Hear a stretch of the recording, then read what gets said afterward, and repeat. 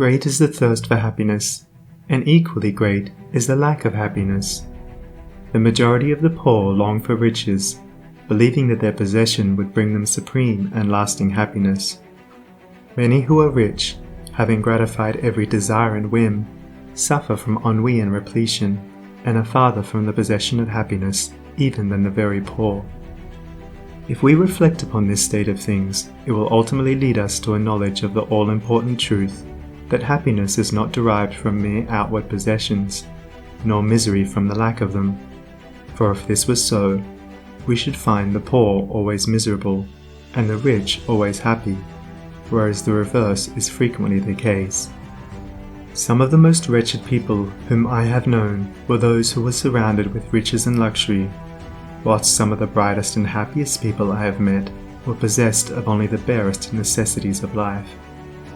Many men who have accumulated riches have confessed that the selfish gratification which followed the acquisition of riches has robbed life of its sweetness, and that they were never so happy as when they were poor. What then is happiness, and how is it to be secured? Is it a figment, a delusion, and a suffering alone perennial? We shall find, after earnest observation and reflection, that all, except those who have entered the way of wisdom, believe that happiness is only to be obtained by the gratification of desire. It is this belief, rooted in the soil of ignorance, and continually watered by selfish cravings, that is the cause of all the misery in the world. And I do not limit the word desire to the grosser animal cravings. It extends to the higher psychic realm, where far more powerful, subtle, and insidious cravings hold in bondage the intellectual and refined, depriving them of all that beauty, harmony, and purity of soul whose expression is happiness. Most people will admit that selfishness is the cause of all the unhappiness in the world, but they fall under the soul-destroying delusion that it is somebody else's selfishness and not their own. When you are willing to admit that all your unhappiness is the result of your own selfishness, you will not be far from the gates of paradise. But so long as you are convinced that it is the selfishness of others that is robbing you of joy, so long will you remain a prisoner in your self-created purgatory. Happiness is that inward state of perfect satisfaction which is joy and peace, and from which all desire is eliminated. The satisfaction which results from gratified desire is brief and illusionary, and is always followed by an increased demand for gratification. Desire is as insatiable as the ocean, and clamours louder and louder as its demands are attended to. It claims ever-increasing service from its deluded devotees, until at last they are struck down with physical or mental anguish, and are hurled into the purifying fires of suffering. Desire is the reign of hell, and all torments are centered there. The giving up of desire is the realization of heaven, and all delights await the pilgrim there.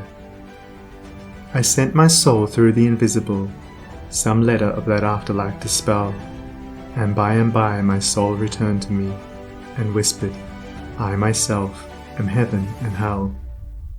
Heaven and hell are inward states. Sink into self and all its gratifications, and you sink into hell. Rise above self into that state of consciousness which is the utter denial and forgetfulness of self, and you enter heaven. Self is blind, without judgment, not possessed of true knowledge, and always leads to suffering. Correct perception, unbiased judgment, and true knowledge belong only to the divine state, and only insofar as you realize this divine consciousness can you know what real happiness is. So long as you persist in selfishly seeking for your own personal happiness, so long will happiness elude you, and you will be sowing the seeds of wretchedness. Insofar as you succeed in losing yourself in the service of others, in that measure will happiness come to you, and you will reap a harvest of bliss. It is in loving, not in being loved, the heart is blessed. It is in giving, not in seeking gifts, we find our quest. Whatever be thy longing or thy need, that do thou give, so shall thy soul be fed, and thou indeed shalt truly live. Cling to self and you cling to sorrow. Relinquish self and you enter into peace. To seek selfishly is not only to lose happiness, but even that which we believe to be the source of happiness. See how the glutton is continually looking about for a new delicacy wherewith to stimulate his deadened appetite, and how bloated, burdened, and diseased, scarcely any food at last is eaten with pleasure. Whereas, he who has mastered his appetite, and not only does not seek, but never thinks of gustatory pleasure, finds delight in the most frugal meal. The angel form of happiness, which men, looking through the eyes of self, imagine they see in gratified desire, when clasped is always found to be the skeleton of misery. Truly, he that seeketh his life shall lose it, and he that loseth his life shall find it. Abiding happiness will come to you when, ceasing to selfishly cling, you are willing to give up. When you are willing to lose, unreservedly, that impermanent thing which is so dear to you, and which, whether you cling to it or not, will one day be snatched from you, then you will find that that which seemed to you like a painful loss turns out to be a supreme gain. To give up in order to gain, than this there is no greater delusion, nor no more prolific source of misery. But to be willing to yield up and to suffer loss, this is indeed the way of life. How is it possible to find real happiness by centering ourselves in those things which, by their very nature, must pass away? Abiding in real happiness can only be found by centering ourselves in that which is permanent. Rise, therefore, above the clinging to and craving for impermanent things, and you will then enter into a consciousness of the eternal. And as, rising above self, and by growing more and more into the spirit of purity, self-sacrifice, and universal love, you become centered in that consciousness, you will realize that happiness which has no reaction, and which can never be taken from you. The heart that has reached utter self-forgetfulness in its love for others has not only become possessed of the highest happiness, but has entered into immortality, for it has realized the divine.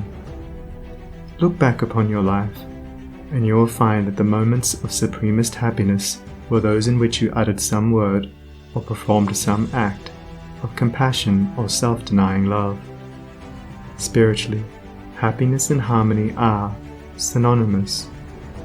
Harmony is one phase of the great law, whose spiritual expression is love. All selfishness is discord, and to be selfish is to be out of harmony with the divine order. As we realize that all-embracing love, which is the negation of self, we put ourselves in harmony with the divine music, the universal song, and that ineffable melody which is true happiness becomes our own. Men and women are rushing hither and thither in the blind search for happiness, and cannot find it, nor ever will until they recognize that happiness is already within them and round about them, filling the universe, and that they, in their selfish searching, are shutting themselves out from it. I followed happiness to make her mine, past towering oak and swinging ivy vine. She fled, I chased, o'er slanting hill and dale, o'er fields and meadows in the purpling vale. Pursuing rapidly o'er dashing stream, I scaled the dizzy cliffs where eagles scream. I traversed swiftly every land and end, but always happiness eluded me. Exhausted, fainting, I pursued no more, but sank to rest upon a barren shore. One came and asked for food, and one for alms. I placed the bread and gold in bony palms. One came for sympathy, and one for rest. I shared with every needy one my best. When lo, sweet happiness, with form divine, stood by me, whispering softly, I am thine. These beautiful lines of Burleigh's express the secret of all abounding happiness. Sacrifice the personal and transient, and you rise at once into the impersonal and permanent. Give up that narrow, cramped self that seeks to render all things subservient to its own petty interests, and you will enter into the company of the angels, into the very heart and essence of universal love. Forget yourself entirely in the sorrows of others and in administering to others, and divine happiness will emancipate you from all sorrow and suffering. Taking the first step with a good thought, the second with a good word, and the third with a good deed, I entered paradise. And you also may enter into paradise by pursuing the same course. It is not beyond, it is here. It is realized only by the unselfish. It is known in its fullness only to the pure in heart. If you have not realized this unbounded happiness, you may begin to actualize it by ever holding before you the lofty ideal of unselfish love and aspiring towards it. Aspirational prayer is desire turned upward. It is the soul turning toward its divine source, where alone permanent satisfaction can be found. By aspiration, the destructive forces of desire are transmuted into divine and all-preserving energy. To aspire is to make an effort to shake off the trammels of desire. It is the prodigal made wise by loneliness and suffering, returning to his Father's mansion. As you rise above the sordid self, as you break, one after another, the chains that bind you, you'll realize the joy of giving, as distinguished from the misery of grasping.